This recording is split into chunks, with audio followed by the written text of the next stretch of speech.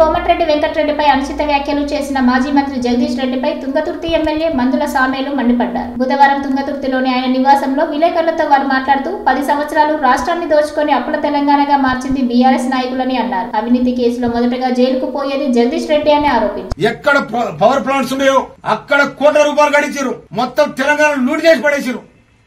ఒక్కొక్క ఎమ్మెల్యేలు వారు బతుకంతా వాళ్ళంతా ఇలా ఇసుక మాఫియాగాలు, భూమాఫియాగాలు వీళ్ళందరూ కూడా జమ ఇయ్యాల రాష్ట్రాన్ని దోపిడీ చేశారు. కాబట్టి నీ దొంగ లెక్కలను తీసి కాసరైతారు దొక్క కూడా చూడుతూ ఇయ్యాల ఈ సర్కార్.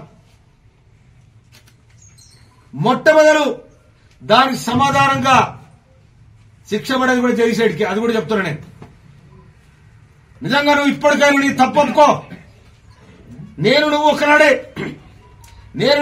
ఇన్ఛార్జీలమైన సూర్యాపేట నువ్వు ఇన్ఛార్జివి, తుంగతుర్తికి నేను ఇన్ఛార్జిని. కానీ నన్ను 2 సార్లు టికెట్ రాకుండా ఆపినావు. ఏమైంది? టికెట్ వచ్చినట్టే ఉన్నా, రాకున్నట్టే ఉన్నా, ప్రజల గుండెల పదిలగా ఉన్నా.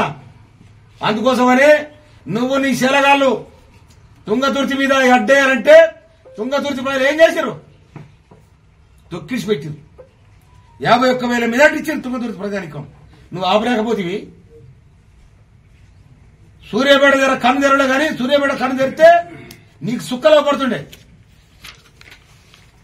ఇప్పటికైనా కూడా తెలంగాణ మంత్రుల మీద, ముఖ్యంగా కోమటిరెడ్డి వెంకరెడ్డి గారి మీద, నేను కోమటిరెడ్డి వెంకరెడ్డి గారిని విమర్శిస్తే నేను పెద్దోనైతానని నువ్వు ఎన్నడూ కూడా మంత్రిగా నేను ఎవరు లెక్క చేయలే ఈ రాష్ట్రంలో.